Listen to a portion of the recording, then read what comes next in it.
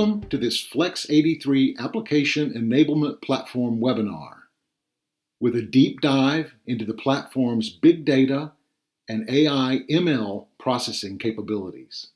My name is Lee House, and I'm the CEO of IoT83. With me today and driving the discussion is Deep Nair, co-founder and chief technology officer, as well as Jayant Puri, our VP of engineering. Our goal today is to show you some of the big data processing capabilities of the IoT83 Application Enablement Platform, and then show you the intuitive AI and ML workflows that are integrated into the platform. Please feel free to add questions to the chat, and we'll have a chance to field these later in the webinar.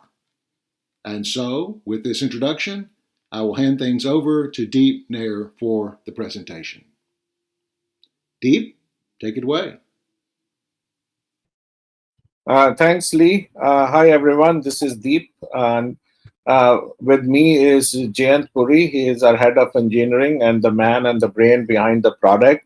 So wherever I get stuck, he will be my savior. So JP, feel free to jump in. So before we delve into that, we just want to let you know what our prime reasons were for building this product. We started almost 4 years ago and invested in building and transforming this 76% failure rate of IoT projects because we felt that the IoT as a service and data management platforms that exist today, they still do not fill the huge gap and the cost and the uncertainty that exists from taking it from here all the way to the application. So what an AEP essentially does is a collection of tools that allows you to build, run, operate the applications in a very intuitive fashion, and we'll give you a glimpse of that today in the webinar as well. So essentially, if I were to just look at it from a vertical stack standpoint, we are going from connectivity all the way to the applications, intersecting points with business and operations. And we say if you walk this chain, it is very costly, it is very expensive, and it's very risky. So we did a better technical stack, if you would, so that we are easily able to decouple the application business logic from all the rest that you see in blue, so that this is almost always there with you. So it gives you a very good ease of application development. And with that, we will start moving into the platform. So going over the platform, we go over multiple things today. One is what an AEP is. It's a collection of tool sets that allows you to build these applications very fast, and this is what we call as the studios. There is a runtime core that has already been baked and is running 65 million plus devices and dealing with a lot of flows. This whole platform is multi-tenant from the get-go. So I will give you a glimpse of this platform here. This is our core management. It has multiple tenants on it, so we can manage each tenant, each resource, just like what an infrastructure provider does. We do it at the platform layer. And there are these tenants that we have created. We are going to have a tenant with My Apps, which has a lot of tools and applications in it already pre-created. So by default, we have the device management application, which is a multi-device management application that we showcased last time in the webinar. It is a click-to-build, no-code technology, essentially. And coupled with that is the tool set, which allows you to extend that application and or create new applications very fast. So flipping through back, what do we do? We not only handle the cloud, but we also handle the edge. There are tool sets that are available in this, which allows you to manage an edge device. Now, every deployment in IoT has these two components, the cloud and the edge is comprised of deep edge or different topology. So how do we handle that along with the cloud in a very converged fashion? We allow that to be done from the platform itself. So the other thing that we wanted to highlight is from a connectivity, the embedded side and the sensor side, you can bring in any type of device with any type of data, and apply your technology set that you want. The system supports all of these tool sets and all of these data stores combined with the big data infrastructure, that you are able to create your powerful applications, the bespoke applications that you want very fast. And over the last 3 years, we have been able to transform the time to market by 6x to 10x overall for the projects that are launched and built on top of Flex 83. So today, when we go into AI ML, every AI ML is a walk. The walk starts with very simple things from threshold crossing alarms, which we say can exist very easily in a click to build fashion. As you go into the operations field of no device management and you go into threshold crossing config, you are basically clicking your way of building those alarms. Internally, those things starts to act on the streams, the ETLs auto starts, and then you're looking at the stream on a per packet basis to see, okay, whether my threshold has crossed or not, and then what happens when a threshold crossing happens, whether you want to alert or not, or you want to create events which are multivariant in nature. So, and the last piece which comes into the fast and custom algorithm is which provides you full control of how you want the system to react on certain conditions should what is provided in low code or no code technologies fail to address that.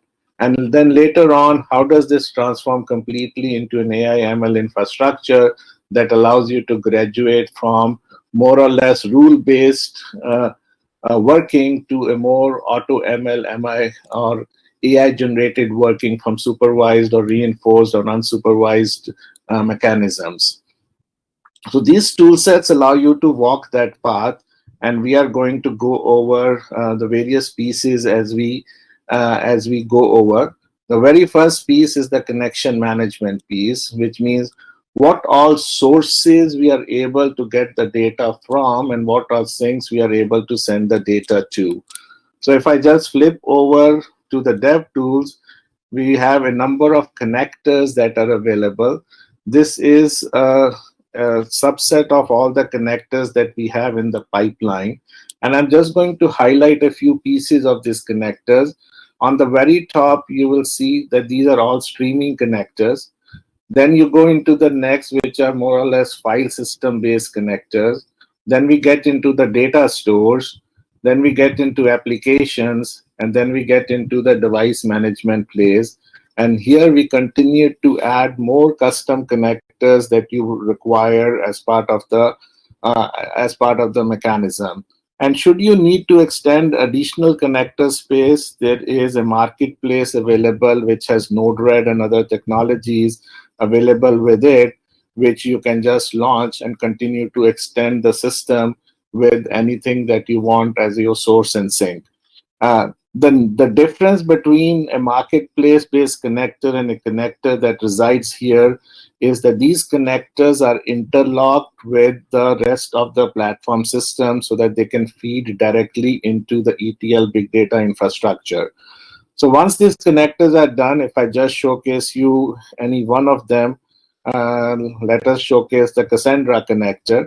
So when I start to create this connector, we can just look at every connector have their subtleties and nuances to it, which you can see, okay, what key space and what are the credentials that you want to do. By default, we are trying to create the system which remains secure. But should you have a need where it is an open TCP connection, the system does allow you to get to the system using a TCP connections, but using access mechanisms to control who can get to the system. And there are additional security parameters that can help you secure those seemingly insecure connections. Then we get into what does this connector, when it is sending data to the system, how does it start interacting with the transformations? And here is how we get into the ETL scope. So from the presentation standpoint, we have moved from connection management into the big data infrastructure for dynamic data management. This is backed by Apache Spark. And then we go into how do we actually write a Spark job in a very easy fashion. So as you can see here, there are multiple jobs that we have already written. They have different source and sinks. They are of different types. They are streaming jobs. They are batch processing jobs. They can be created or updated by different users of the system, and whoever does that is accounted in a way that every engineering effort that is going into building these jobs is being tracked and audited as and can be audited as well. and and then we have all of these development functions that you see on the right hand side.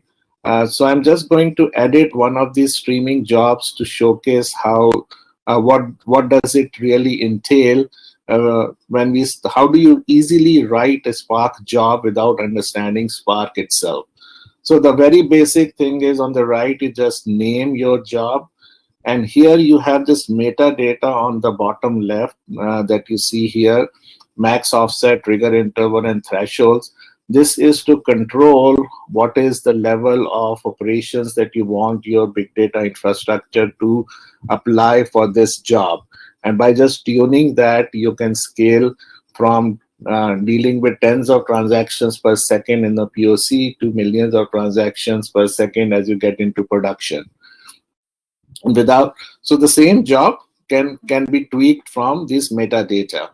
Now here are all the sources available for this data. These is all streaming sources because the job was streaming. You say, okay, all of these devices types that I have, if add the topics available to that.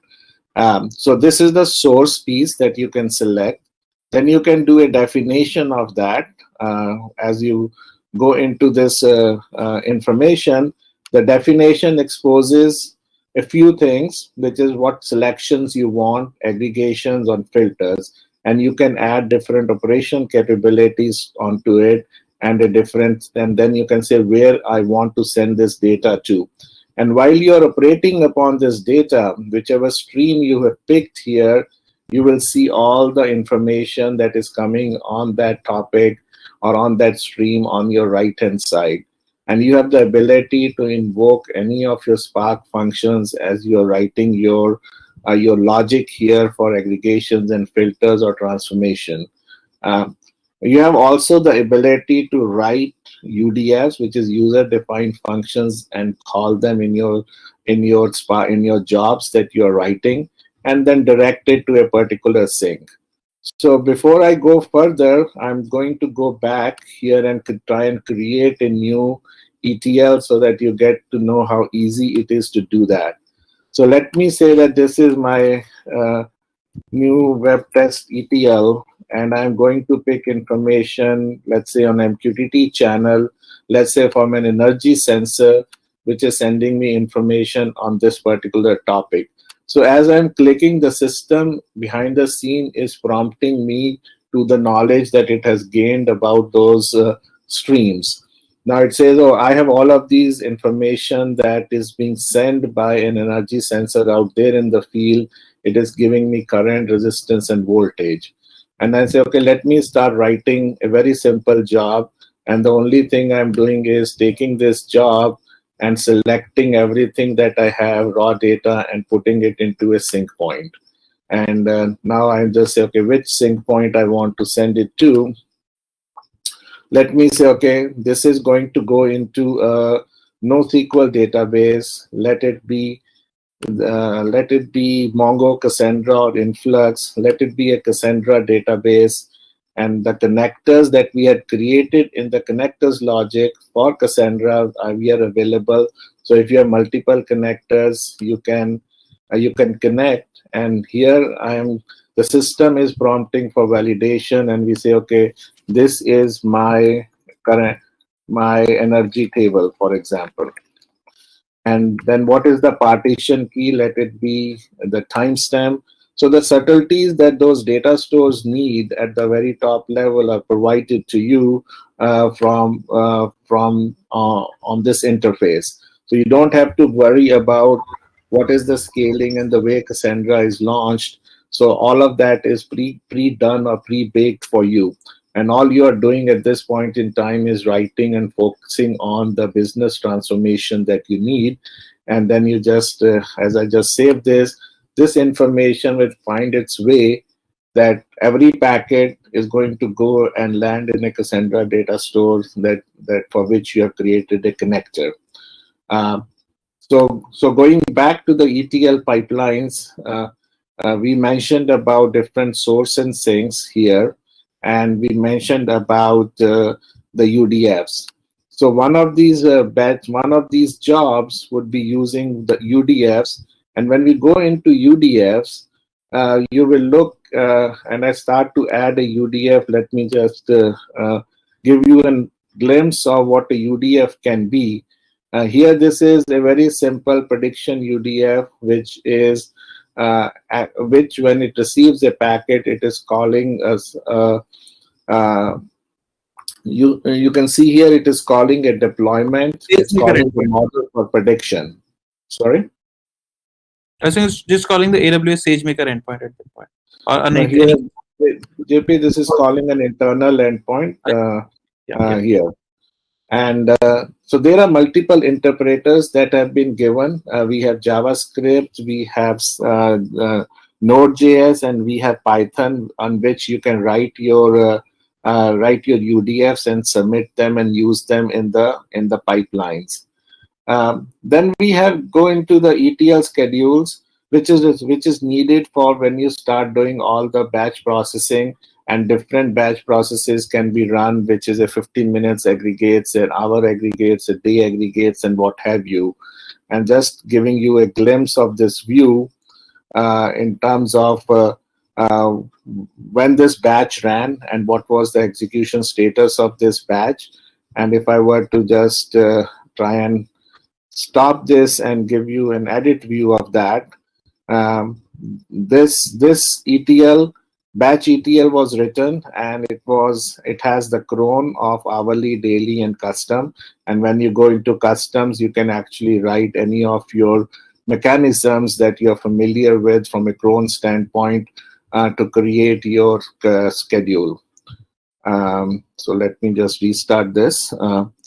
Then we get into the more interesting piece, that we have what we call this as the citizen interface, where you do not want to write the code, but you know what transformations to do.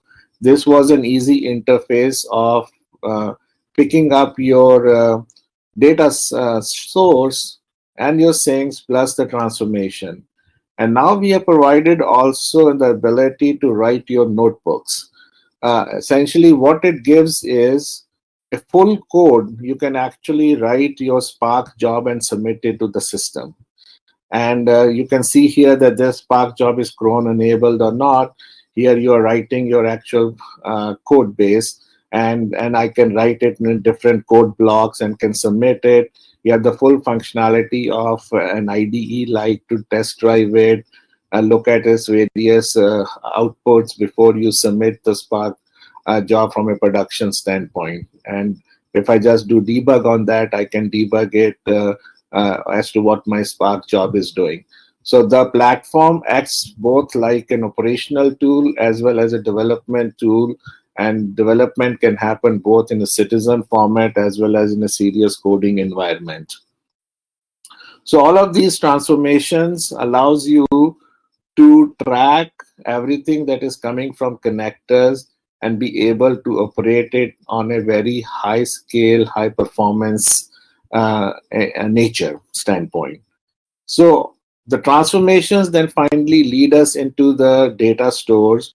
And we have different types of data stores here that you will be requiring as a user of that. If you have heavy read requirements, you may want Mongo. If you have heavy write requirements, you may want Cassandra. If you have heavy regular expression search kind requirements, you may want Elastic. If you have relational, you may want MySQL. So let's say I'll just show you one of these time series store. I think it has one of the data stores which is having millions and millions of records. So again, the idea is it's a big data store out there, just like a managed service, so you don't have to worry about scalability up to a certain point. So from here onwards, we'll start to get into the next stage of the platform, which is how AI ML starts to interact with the information that is coming from the connectors and the transformations. So we switch over into AI ML, and uh, but we also talked about the Lambda architecture, where you can write any of your code base and supply the information with the Lambda functions. And if I were to just give you a glimpse of that, uh, you can write your code base in 7 or 8 different languages, and submit this code base to the system to run based on what kind of memory you want this process to run. Again, you have different sample codes available to help you assist as a developer to write this code base. And they can then get converted and tied to an API through an API gateway function, which uses like a Swagger-like interface to do that. Very simple click to build technology of binding your Lambda functions to an API. Now, this API can be scheduled, and henceforth you can in any of your ETLs can invoke this API, and by invoking this API, you're essentially invoking the lambdas behind the scene, and thereby tying, very extensively the workflow that you want to create for your application. So going into AI ML piece now, there are multiple layers that we have provided here, from a full custom ML to the very auto ML generated trends and forecasts. So these trends, I will start from trends and forecasts. These are applied basically on any telemetry stream of data that is being received. Just select the pump station from the right and should show the data. Yeah, thank you.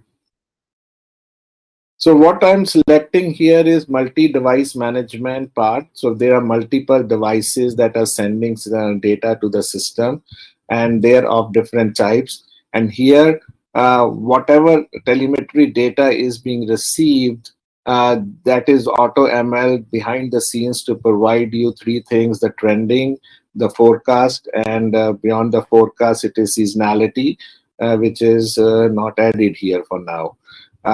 So similarly, you can achieve it for your different telemetry data and see what the system is telling you before you start to get into, okay, now I want to apply my own more refined logic of doing my ML AI on the data that we are receiving. So going into these details of data ML, so we'll start with what is the top line in terms of your custom ML. This custom ML allows you, if I just go and edit this, it allows you to walk through different paths. You can select where your data store is. Here we are selected in this particular case, it is coming from a file that is stored in Amazon. We can say, okay, this particular file has this connector information, which was set up here at the connector level, and the corresponding bucket in which this file is there. So when the system looks at that, it says, okay, here is all the parameters that exist in this file. What do you want to do in cleaning and transformation of these parameters? Now, there are different tools that can get applied here, from null value check and what do you want to do with cleaning it up or transforming it. And you can start to apply different tool sets, packing, regression, expression search, and whatnot. In here, all the tool sets are available, and you can apply that on one or more parameters by just adding that here, add a new column. And then it gets into the feature selection. There are multiple feature selections, from correlation, information gain, and constant removal.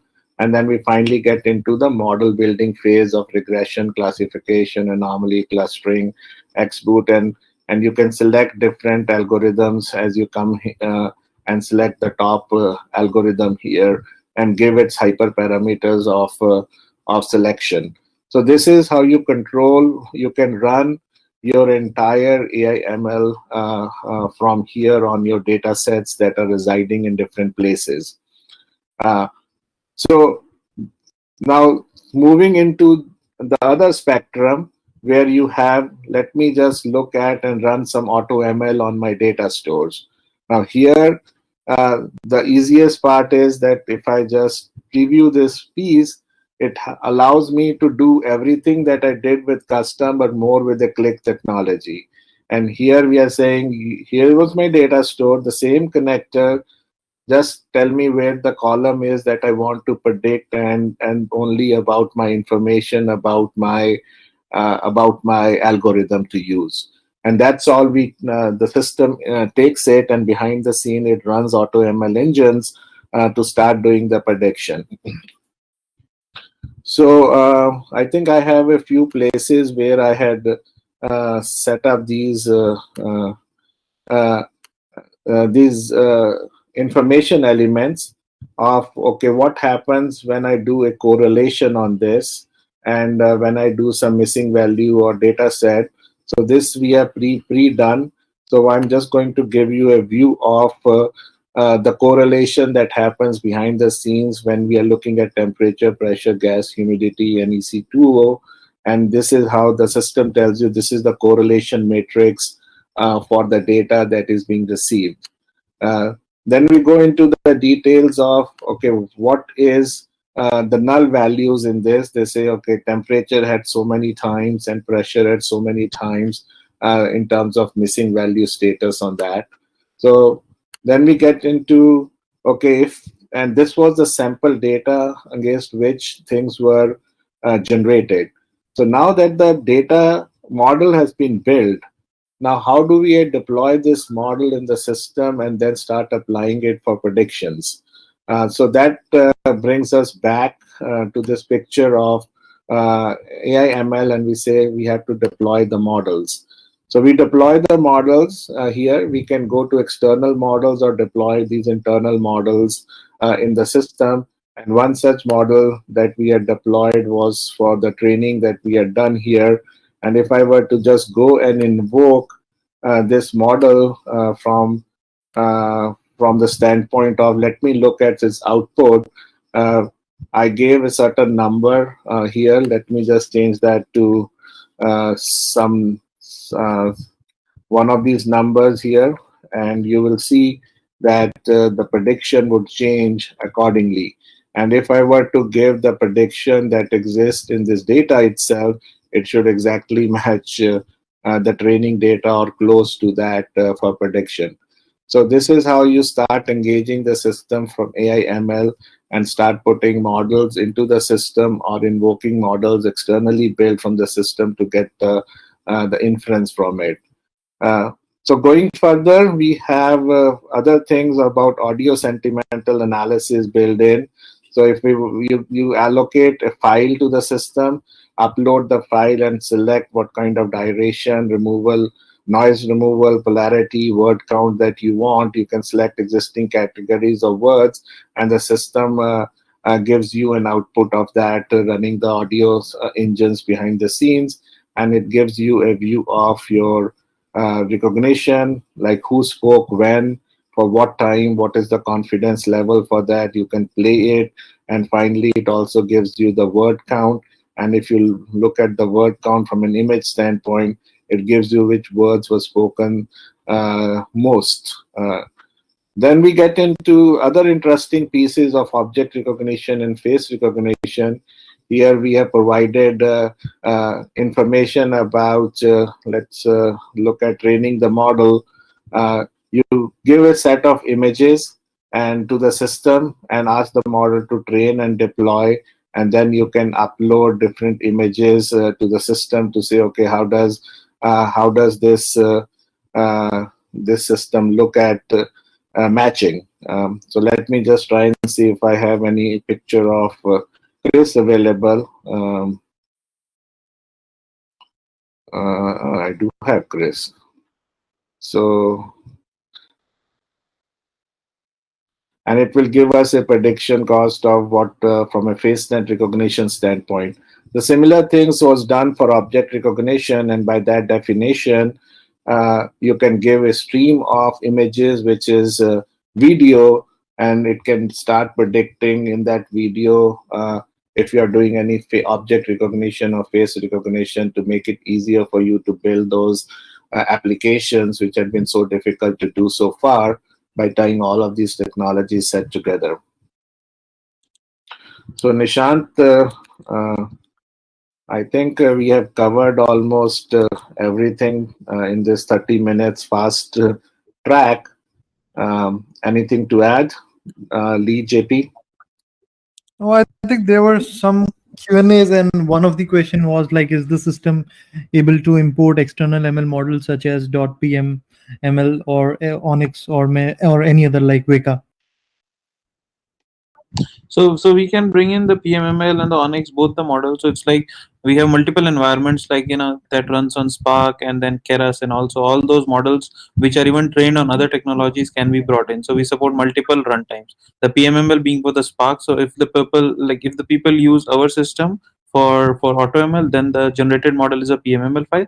If they want to bring in their file, which is basically the upload file option, they can just upload any model and select the runtime. So if you just kind of deselect this, you can just show the runtimes that are available with us.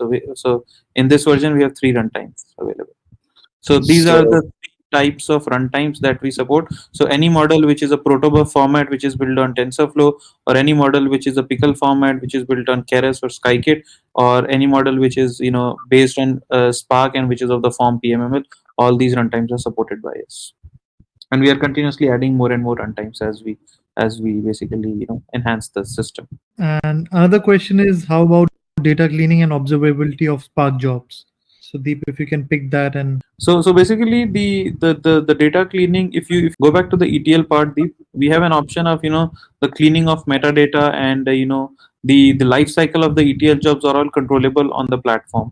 So whether you write a Spark job which needs some metadata cleanup, or some other kind of cleanup, that is all possible on the platform, and these tools on the right just provide with those options. So all those are available as standard options when you basically do some operations on the written ETLs. so one of the requests that we got is about dynamic ETL on the rapid application development platform. So yeah, so dynamic ETL allows us through this interface to write any piece of code. If I were to just go back, and here we were looking at different inputs. So if I just switch it to batch processing, I get different sources of data versus the stream processing. Whenever I select a particular source that already exists, you see the green circle here, that yeah, this source has all of these device types are sending data on this source. And so whichever source that we pick, let's say we pick this Wi-Fi analysis, and we look at the data against which topics it is sending, and I pick that information up. If topic is available on that, we will start to get the data here on my right hand side. So let me just the moment I start naming it, I start to get all of this information that you see that this is being received from a Wi-Fi router, which is sending us information about the packet structures and the receive and the transmit bytes that they have. If I move it to an energy sensor, for example, and look at its topic, it immediately gives me what is being received from that. If I move to any other device, it gives me that. And now I can pick up the source, and then I go into looking at the definition.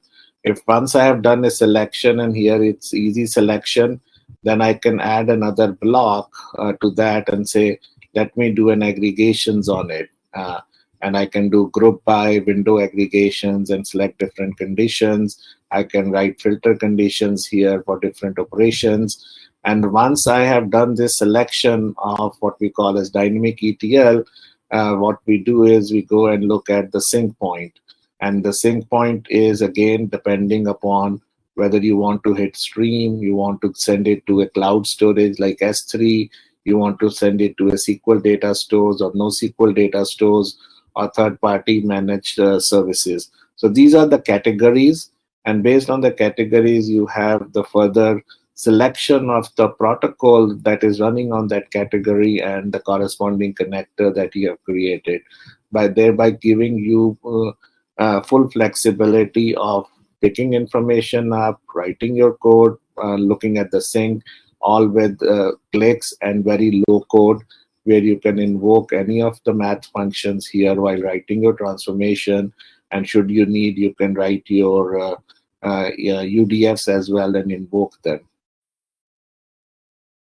Deep, you can just show everyone on call that how we can sign up, and there's a 1 month free trial and a bit about pricing. That would be great. So anyone on the call, they can bring up their engineering team, get this kind of vetted by them, and see how their use case can be solved, and then we can set up a one-to-one call as well. So on our website, IoT83.com, we have this sign up for free. You just click there, it lands you to the sign up page. All you have to do is give your tenant name. This is like my tenant, for example. The system will tell you whether this is available or not. And you just give your organization name, just the name, and your email. And the CAPTCHA will ask you if you're not a robot. You just do that, and then you do sign up, and you are done. Deep and JP, that was a great overview of really just some of the powerful low-code tools available in the application enablement platform. That was also a great overview of the AI ML tools and workflows available. We hope you enjoyed this overview.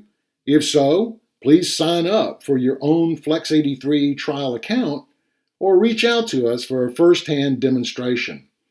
We would love to take you through the platform and work with you to solve your unique IoT or digital transformation problems or challenges. So from all of us at IoT83, thank you for joining, and do watch for our upcoming deep dive into working with our low-code dynamic extract transfer load capabilities. Thanks again for joining.